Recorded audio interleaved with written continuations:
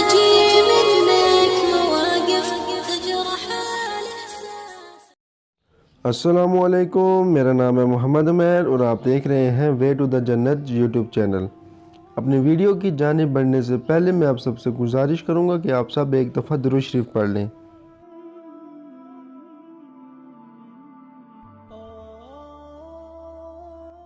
اسلام سے پہلے عورتوں کا حال خراب تھا۔ دنیا میں عورتوں کی کوئی عزت و وقت ہی نہیں تھی۔ مردوں کی نظر میں اس سے زیادہ عورتوں کی کوئی حیثیت ہی نہیں تھی کہ وہ مردوں کی نفسانی خواہش پوری کرنے کا ایک کھلونا تھی۔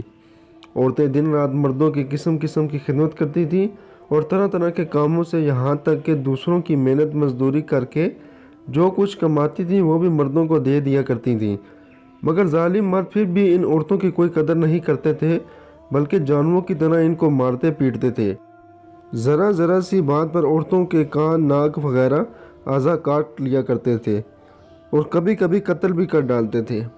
عرب کے لوگ تو لڑکیوں کو دفن کر دیا کرتے تھے اور باپ کے مرنے کے بعد اس کے لڑکے جس طرح جائیداد و سامان کے مالک ہو جایا کرتے تھے، اس طرح اپنے باپ کی بیویوں کے بھی مالک بن جایا کرتے تھے اور ان عورتوں کو زبردستی لونڈیاں بنا کر رکھ لیا کرتے تھے۔ عورتوں کو ان کے ماں باپ، بھائی بہن یا شوہر کی میراث میں سے کوئی حصہ نہیں ملتا تھا، نہ عورتیں کسی چیز کی مالک ہوا کرتی تھیں۔ عرب کے بعض قبیلوں میں یہ ظالمانہ دستور تھا کہ عورت بیوہ ہو جانے کے بعد عورتوں کو گھر سے نکال کر ایک چھوٹے تنگ تاریک جھونپڑے میں 1 سال تک قید رکھا جاتا تھا۔ وہ جھونپڑے سے باہر نہیں نکل سکتی تھی، نہ غسل کرتی تھی، نہ کپڑے بدل سکتی تھی۔ کھانا پانی اور اپنی ساری ضروریات اسی جھونپڑے میں پورا کرتی تھیں۔ بہت سی عورتیں تو گھٹ گھٹ کر مر جاتی تھیں اور جو زندہ بچ جاتی تھیں تو 1 سال کے بعد ان کے آنچل میں اونٹ کی مینگنیاں ڈال دی جاتی تھیں اور ان کو مجبور کر دیا جاتا تھا کہ وہ کسی جانور کے بدن سے اپنے بدن کو رگڑیں، پھر سارے شہر کا اسی گندے لباس کا چکر لگائیں اور ادھر ادھر اونٹ کی مینگنیاں پھینکتی ہوئی چلتی رہیں۔ یہ اس بات کا اعلان ہوتا تھا کہ ان عورتوں کی عدت ختم ہو چکی ہے۔ اس طرح کی دوسری بھی طرح طرح کی خراب اور تکلیف دہ رسمیں تھیں جو غریب عورتوں کے لیے مصیبتوں کا اور بلاؤں کا پہاڑ بنی ہوئی تھیں، اور بیچاری مصیبت کی ماری عورتیں گھٹ گھٹ کر اور رو رو کر اپنی زندگی کے دن گزارتی تھیں۔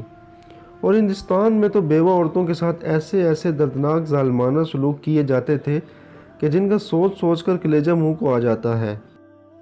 ہندو دھرم میں ہر عورت کے لیے فرض تھا کہ وہ زندگی بھر قسم قسم کی خدمتیں کر کے شوہر کی پوجا کرتی رہے اور شوہر کی موت کے بعد اس کی چتا کی آگ کے شعلوں پر زندہ لیٹ کر ستی ہو جائے، یعنی شوہر کی لاش کے ساتھ زندہ عورت بھی جل کر راکھ ہو جائے۔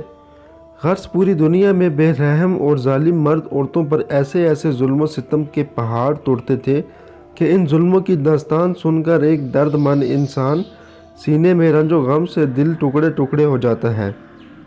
ان مظلوم اور بےکس عورتوں کی مجبوری اور لاچاری کا یہ عالم تھا کہ سماج میں نہ ان عورتوں کی کوئی حقوق تھے، نہ ان کی مظلومیت پر داد و فریاد کے لیے کسی قانون کا کوئی سہارا تھا۔ ہزاروں برس تک یہ ظلم و ستم کی ماری دکھیاڑی عورتیں اپنی اس بے کسی اور لاچاری پر روتی بلبلاتی اور آنسو بہاتی رہیں، مگر دنیا میں کوئی بھی ان عورتوں کے زخموں پر مرہم رکھنے والا اور ان کی مظلومیت کے آنسوں کو پہنچنے والا، دور کرنے والا دور دور تک نظر نہ آتا تھا۔